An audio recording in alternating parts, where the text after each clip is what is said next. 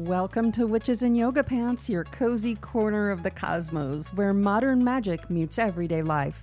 We're here to explore magic, mindfulness, and personal growth with a grounded, no-fluff vibe. Whether you're into moon rituals, tarot spreads, or just trying to survive Mercury retrograde, you are in the right place. So get ready to disrupt some old patterns, explore what it means to reclaim your power, and remember who you really are. So pull up your yoga mat, light a candle, and let's get into it. Hey friend, welcome back. I'm so grateful you're here, taking time out of your busy life to be in this space with me. Today we're diving into something that's not just a nice idea, but truly life-changing if you let it be. We're talking about energy. Not just energy in a general sense, but your energy. How you spend it, how you protect it, and how you decide who or what gets access to it. Now, I just want to sit with this for a moment. Your energy is valuable. It's sacred. It's expensive. In fact, I want you to think of your energy as your own personal currency, because it is. Energy is what fuels everything in your life, your relationships, your creativity, your healing, your joy, your physical body. Every single thing you do, every single thing you care about requires your energy to grow. And yet, let's be honest, many of us hand it out like coupons. We say yes to things we don't want to. We spend hours replaying conversations in our head, and we scroll endlessly on social media until our nervous system is fried. We hold on to relationships that leave us feeling empty. That is like dropping cash out of your wallet every time you walk down the street. Here's the thing, and I've been sitting with this idea for years. It's a theme that keeps showing up in my own life, and I've often said, not everyone can afford my energy. And then recently, I heard Taylor Swift say almost the exact same thing on the New Heights podcast, and my whole body lit up. Because when someone with her reach chooses to share a message like that powerful, it lands. She reminded us that our energy is currency, and we get to decide how we spend it. And honestly, I think that's one of the most powerful reminders we can give ourselves. So today, I want to explore this idea a little deeper. We're going to dig into why your energy is your most precious currency and what happens when you give it away to things that don't truly matter. We'll look at how to recognize energy vampires and what we can do to protect ourselves. And we'll talk about why choosing where you place your energy is one of the most powerful ways to manifest and create the life you want. And finally, we'll dig into how to protect, budget, and invest your energy so that it works for you and not against you. I'll be sprinkling in some reflective questions and some practices you can actually try. So, grab your tea or your coffee, or take me along on a walk, whatever, wherever you are. Let's settle into this together. Let's really dig into this metaphor. If your energy was money, how would you spend it? Most of us are very careful with our money. We budget, we plan, we weigh our decisions, we compare prices. But when it comes to our energy, we act like it's an unlimited resource. And here's the truth, it's not. Think of your energy as a bank account that resets every day. You wake up with a certain amount of energy in your account. Most days it's full. Other days you wake up already in overdraft because of stress, lack of sleep, illness, or emotional weight you're carrying. And throughout the day, every single thing you do is either a withdrawal or a deposit. Talking to someone, scrolling your phone, answering emails, exercising, eating, resting, worrying, laughing, they're all transactions. Now, here's the kicker. Not everyone can afford your energy. Just like you wouldn't loan money to someone who never pays you back, you don't owe your energy to people, places, or situations that drain you. And yet, we do it out of guilt, out of habit, out of people pleasing, out of fear of being rejected or judged. We say yes when our body is screaming no, and we allow other people to overdraft our account. I want you to pause here and reflect. What would change if you started to view your energy as expensive and precious, as something not everyone has access to? Imagine if before saying yes to something you asked yourself, can they afford my energy? Not financially, but energetically. Is this person or situation worthy of the currency I'm about to invest. Because your energy is not charity and it's not free and it's definitely not limitless. Now, let's talk about what happens when we give our energy away to things that don't matter. Think about ways you may have wasted your precious energy, arguing with strangers online whose mind you'll never change, saying yes to events that you don't want to attend and then resenting it the whole time, staying in conversations or relationships where you felt small, unseen, or drained, or worrying about outcomes you had no control over.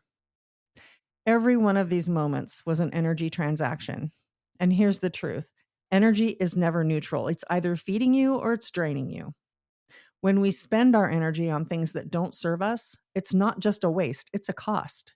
It costs us joy, it costs us peace, and it costs us the ability to be present for the things that actually do matter to us. And the sneakiest way this happens is overthinking. How many times have you replayed a conversation in your head 13 different ways? That's a massive energy leak. Or worrying about the future, things that may not ever even happen. It's like you're paying rent on a house you don't live in. I want to invite you right now to think about your biggest energy leaks. Where are you giving away your precious currency? And more importantly, what could you create with it if you redirected that energy? Let's take a minute to call this one out. Energy vampires. You know the ones, I know them too. We've all had those people in our lives who leave us feeling completely drained the moment they walk away. These are the people that leave you feeling exhausted every time you interact. They don't recharge you, they don't nourish you, they suck the life out of you. Sometimes intentionally, sometimes not. Energy vampires show up in different disguises, and once you start noticing their patterns, it becomes easier to spot them. There's the martyr who is always suffering, always a victim, drains you with constant complaints, but never really wants solutions. There's the drama king or queen who seems to live in a perpetual chaos. There's always a crisis, always a mess, and it's always somehow your job to fix it. The critic shows up with negative nitpicking or judgment that chips away at your energy. You might also encounter the one-sided friend, where every conversation revolves around them. You barely get a word in, and if you do, it's quickly brushed aside. And then finally, there's the boundary tester, the one who doesn't take no for an answer, who pushes, guilt trips, or manipulates to get what they want. Each of these archetypes has the same effect. They leave you feeling depleted, like they've withdrawn money from your energetic bank account without permission. Does this sound familiar? So, how do you protect yourself against an energy vampire? It starts with remembering that you don't have to be available 24/7. Limiting your exposure is powerful, and it's often the first boundary we forget that we're allowed to set. Before you do interact, take a moment to ground yourself. Imagine a shield of light surrounding your body, a protective layer that keeps your energy intact. And during the conversations, guide the direction if you need to. You don't have to be pulled into topics that leave you feeling drained. If avoiding them completely isn't an option, you can still reclaim your time by shortening the interaction or choosing when and how long you engage. And above all else, never forget that no is a full sentence. You don't owe anyone an explanation for protecting your energy. One practice I love is what I call energetic bookkeeping. After an interaction, check your balance. Did this person leave me richer or poorer? You may want to reevaluate that relationship. You have the power of choice. And this is the exciting part. Where you choose to put your energy, things will grow always. If you put your energy into resentment, resentment grows. If you put your energy into worry, worry expands. But if you put your energy into gratitude, creativity, healing, and joy, those things will bloom.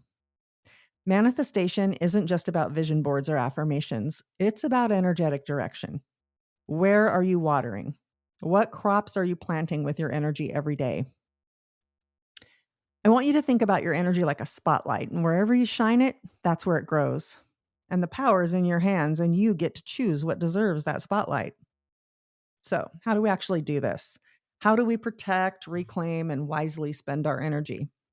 There are simple, everyday practices that can help you keep your energy strong and intentional. Start by checking your balance daily, just like you would with a bank account. Ask yourself, where did my energy go today?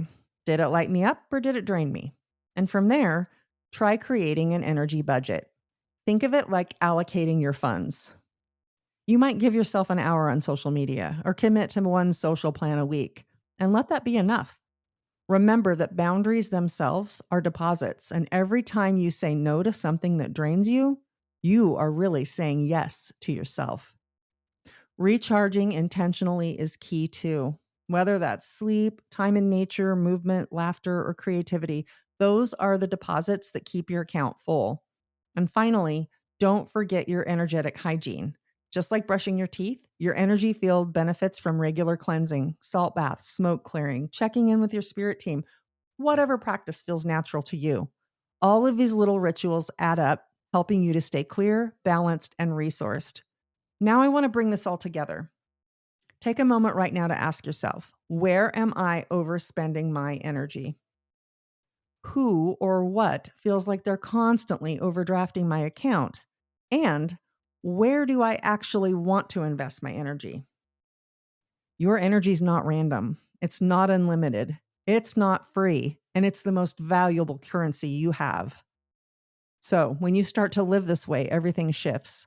Relationships deepen, creativity flows, burnouts ease, manifestation speeds up because you're no longer scattering your energy everywhere. You're intentionally investing it. So remember, your energy is currency. Spend it wisely. Invest it in love, joy, healing, creation, and watch how your life transforms when you start treating your energy like the precious resource it is.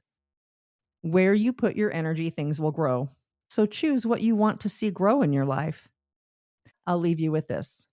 Protect your currency, spend it intentionally, and remember, you are the treasurer of your own soul.